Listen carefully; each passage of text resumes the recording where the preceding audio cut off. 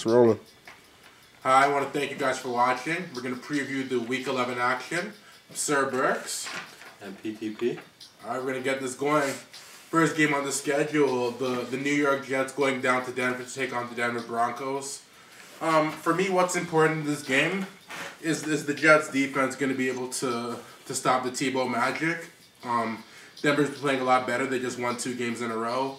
New York has been looking good these last couple. They've been looking good these last couple of games. They've been able to get the run going.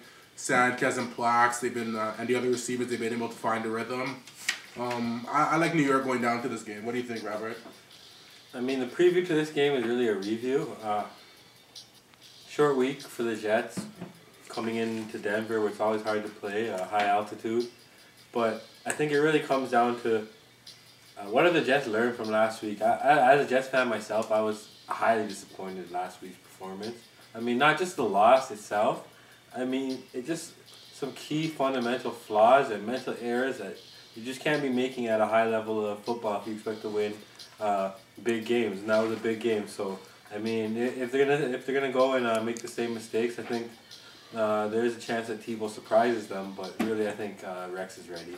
I mean, what Tebow runs is a one-shot option. You can keep him generally contained. He puts up decent fantasy numbers, but I mean, if you really are a good defense and you keep him contained, you can really keep the Denver offense minimalized. So I really think the Jets come in on short rest and steal this one.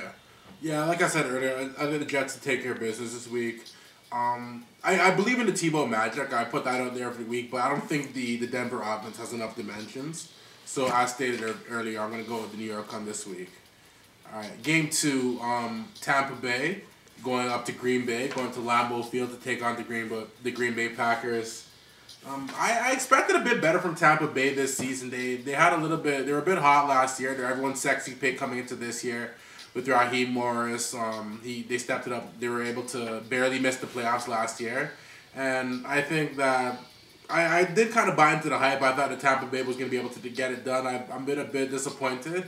I think Josh Freeman is going through the sophomore slump right now. So as soon as they step that up, I think Mike Williams too is kind of deteriorating from what he was able to do last year. On the other side of the ball with the Green Bay Packers, I think that they're going to be able to continue this hot streak. Their offense has been unstoppable over the last couple games. I don't see any reason why Green Bay doesn't go in there this week and get their 10th win. I agree with what you say really about Green Bay. They've been on fire. Aaron Rodgers is having a season that compares to any other quarterbacks in history, really. Coming out of a Super Bowl. And Tampa Bay, it's not that they're bad per se, but I mean, I think last year sometimes you get on a roll, you beat some easy teams, and then you shock some teams that maybe you shouldn't have beat, and a team that's good looks great. And I think it's a little bit of what Tampa Bay did. I mean, I think they're the same kind of core of what they did last year. Maybe a little bit of a sophomore slump here, but I think it's really a big thing of what happened with Tampa Bay is I think the defense is still pretty solid, though it seems like it's been a little bit shaky, but I think it's more a result of the offense not being able to score the ball. And people kind of really figuring out that the whole really Josh Freeman to Mike Williams combination. I think the offense is really one-dimensional. And I think after a year of that, I think teams have kind of caught on and learned how to handle that and minimize that more. So I really think even though with Green Bay's defense not being the best, Green Bay takes this one. Next game on the schedule we have is Carolina Panthers going down to the D to face the Detroit Lions. And what can I say here? Cam Newton coming down to face Matthew Stafford, 2 really young and exciting quarterbacks. And 2 quarterbacks that really know how to put up numbers. So this does have the potential for a shootout, but I really do think Detroit's starting to learn their lesson, and even without Javid Best, they're going to have to kind of slow this game down. I mean, not for anyone else's standards, but at least for their own standards. Kind of not make this a complete shootout and kind of let their defense get some rest. I really think if their offense can put up points, Carolina's really is hit or miss, and I don't think they're going to be consistent all day. I agree with what you said in terms of the Detroit offense struggling a little bit without Javid Best. I think they've kind of gone down. Like they started off 6-0 with the hot start and everything. And to me, since that San Francisco game, I've kind of seen the momentum kind of turn away from Detroit a little bit. Yeah, they've lost a few. They lost a few blowout games. They haven't looked as good as they did at the beginning of the season. I think teams are starting to catch on. This game in particular, I'm gonna go ahead and pick the Carolina Panthers because I think that Cam Newton's gonna be able to go in there and shock the Detroit defense. I think the Detroit defense hasn't been playing as good as they have been in the first couple of weeks, so I think Carolina's gonna be able to put up more points than Detroit this week, and I think Carolina's gonna go up there and get the win. That'll be a big win there. And our next game we have is the Jacksonville Jaguars at the Cleveland Browns. Now this game almost has Snorefest written all over it. Snorefest. I mean, I love MJD, and what can I say? Jacksonville's going to run the ball. Cleveland's going to attempt to run the ball, but without Peyton Hillis, I'm not really liking the whole game. Colt McCoy hasn't really wowed me. I mean, he seems to be able to not make mistakes, but he hasn't really shown the ability to kind of take over a game. Yeah. And really in Cleveland, you can't blame him. He's not surrounded by the most weapons, so it's a combination of a conservative quarterback and not a lot of options makes it boring offense. I think Jacksonville's going to play sound defensively and they're just going to be able to run the ball better and take this game. Yeah, this game, I think, I like what Colt McCoy has done thus far as one of the young quarterbacks in the league. I think he's been fairly serviceable. I have no major complaints toward Colt McCoy. That's from the Cleveland standpoint. I don't think the other elements of the offense have been coming together. The defense has picked it up a bit this year, but not enough to put any real meaningful wins on the schedule. I think Jacksonville's going to find a way to win this game. I think it's going to be ugly.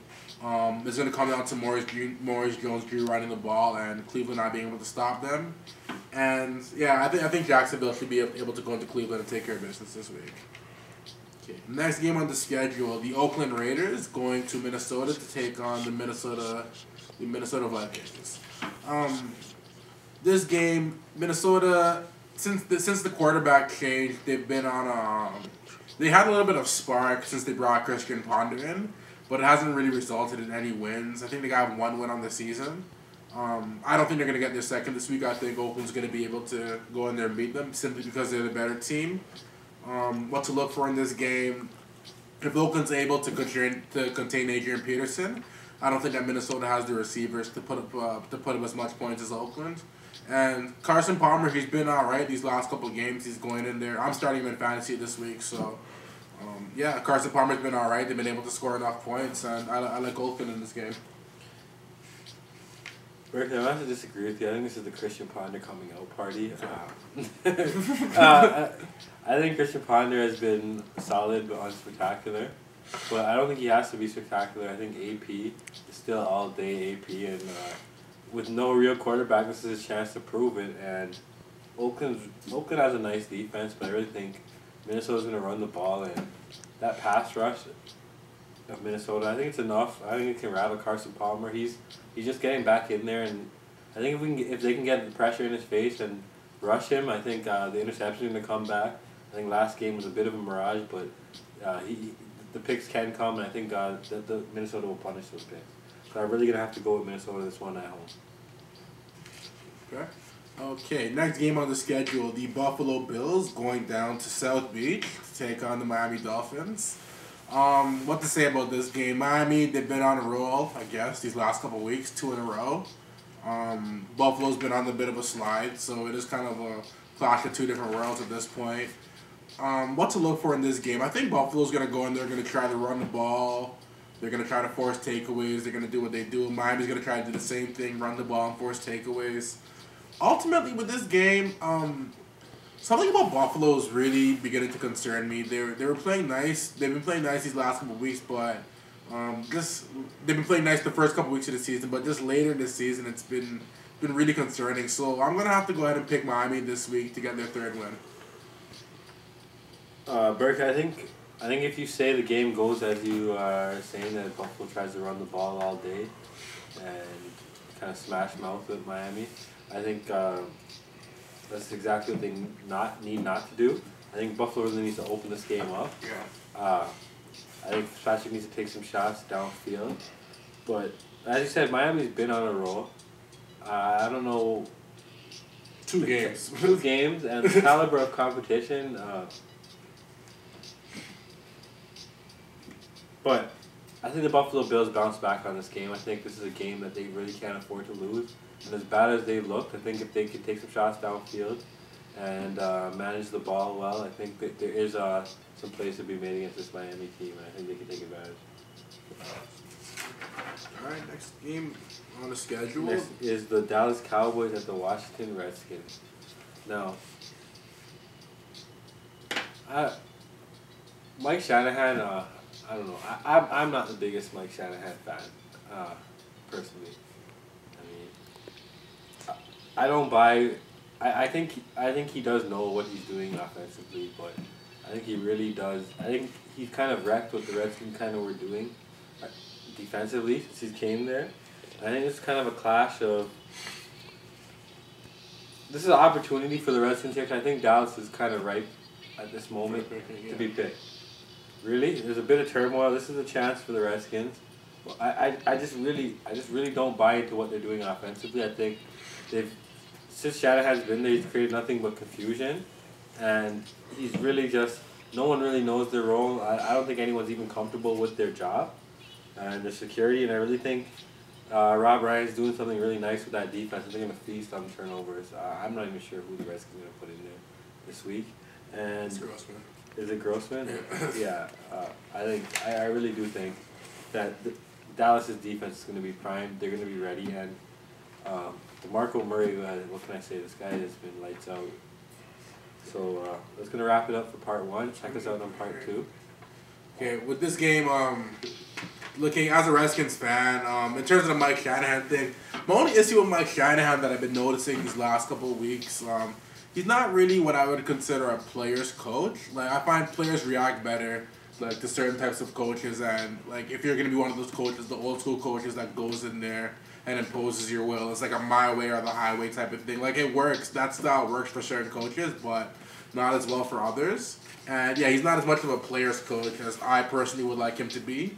I think it's going in the right direction in the long forecast, but in terms of this season, it's the players coach thing. In terms of this game, I think Dallas is right for the pick in this game. They've been on a bit of a hot streak lately. The Redskins do not want to go in there and get that 6th loss of the season. There's no way. So I'm gonna go ahead and pick the Redskins. I think they're gonna be able to stop DeMarco Murray. Miles Austin hasn't been playing. It's just Des Bryant and Ron Robinson. I think we should be able to guard those guys. So I'm gonna pick Washington this game. Okay, that's part 1 of the Week 11 NFL previews. Stay tuned for part 2. We'll be right back.